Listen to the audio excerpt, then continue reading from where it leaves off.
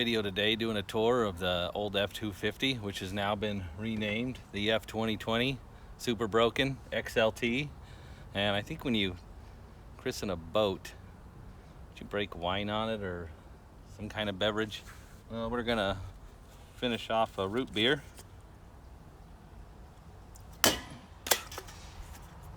There's some dirt on that. Done.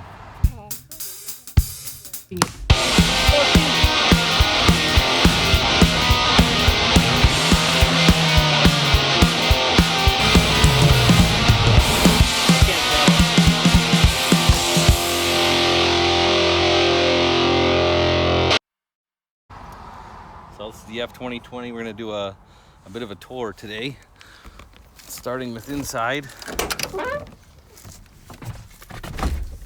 We have the dual cup holder with adjustments. All the ones missing the adjustments.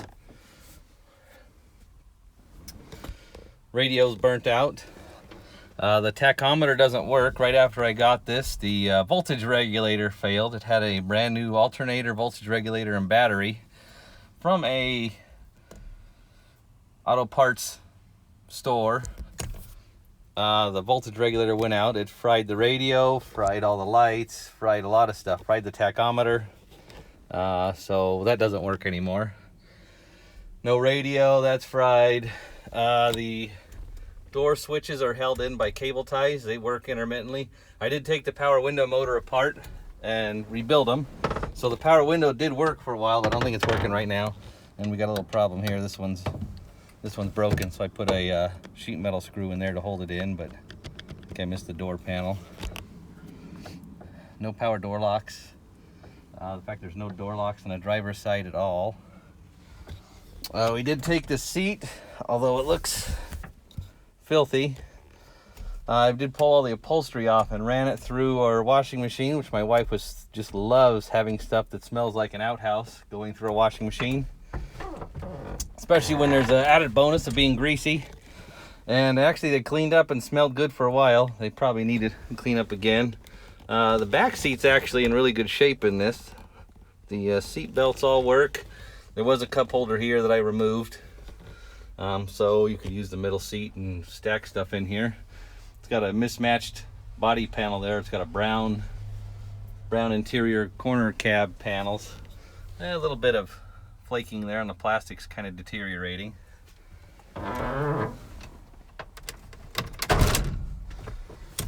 Parking brake holds most of the time.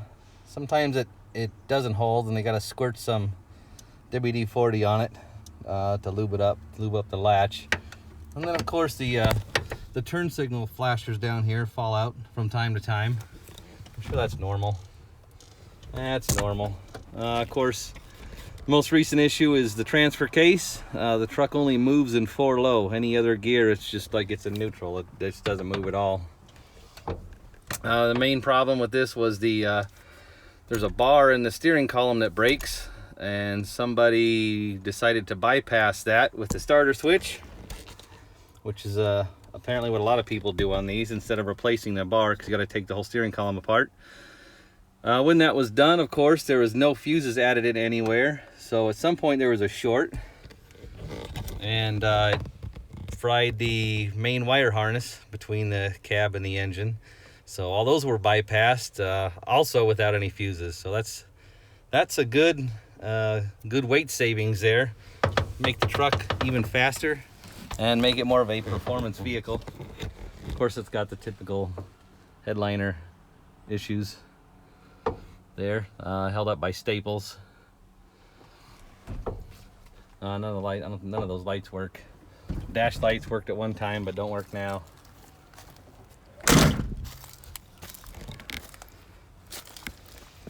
Take a look under the hood here. It's 460, which used to leak like crazy until I got the oil pan fixed. We took off the original Holly that was on here. It's got a 650 Edelbrock on there now, which the choke seems to work good. I got it running pretty good. Power steering pump, the lines are Still leaking a little bit, but not too bad. I have replaced the radiator since I've rebuilt the engine, or redid the engine. The head gaskets seem to be holding up pretty good. It's probably about due for an oil change, and it definitely could use some spark plug wires and cap and rotor. I didn't change any of that when I did the engine. I did put new spark plugs in, and of course this glass fuel filter is a big problem. That's a fire hazard, especially being right over the exhaust. So it's placed absolutely perfectly right where it needs to be. This was an AC vehicle originally. However, the bracket that holds the AC compressor on is broken. That was JB welded at one time, but that didn't work out too good. So when the voltage regulator went out and it fried all the lights, I replaced the voltage regulator and the alternator. And the battery came out of one of my other cars. I replaced the voltage regulator and the alternator with a new one from the same auto parts store, and it had the same issue. It would put out about 17-18 volts, the alternator. So I ended up just looking for one on one of those OfferUp Craigslist sites, Facebook. I don't remember where it was, but I found this alternator. It's off of a 99 Explorer. Didn't matter, it was the right alternator. It was perfect for this application because it was the cheapest one I could find at about 20 bucks. I built some custom brackets here, which work absolutely fantastic. I did have to change, it was a serpentine pulley. I swapped the pulleys. This nut is barely holding on with probably 3 or 4 threads, but it's good enough, it works. So because the bracket's broken, the AC doesn't work, although I don't think the compressor doesn't feel like it's seized. So I don't know, it might be able to get it to work again.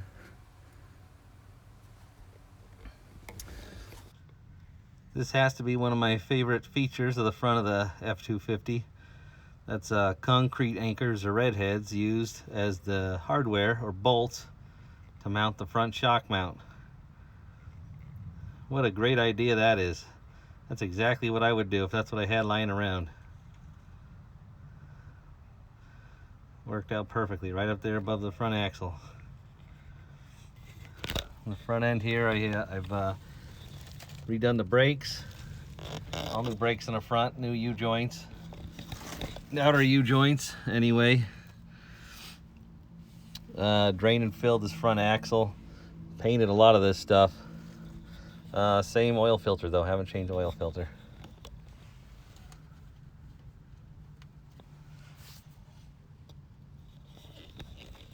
Power steering pump looks like it's leaking a little bit still. There's the leaking C6 transmission, which will be an episode coming up soon. This transfer case is stuck in 4 low. We'll have to take that apart, get that fixed. I suspect it's a clutch fork or shift fork. This looks like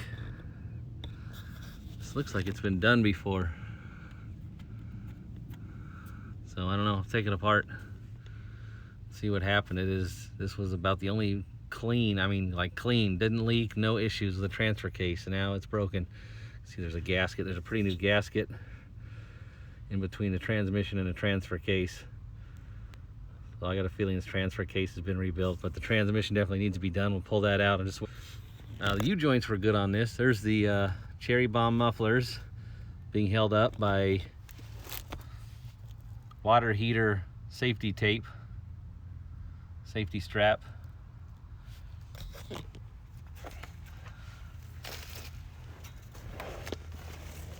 And then we also have some electrical wire too holding up the exhaust. And there was some electrical tape on here that I peeled off, so it worked out good. It's a great system. Some more water heater safety strap there. Now the U-joints on the driveline seem to be pretty good. Rear axle's been redone. About the only thing I think that didn't leak on the rear axle was that front pinion seal, and it actually looks like it's just starting to leak now. But when I got the truck, the brakes over here, this side here, Had no hardware. It just had one wheel cylinder that was completely frozen.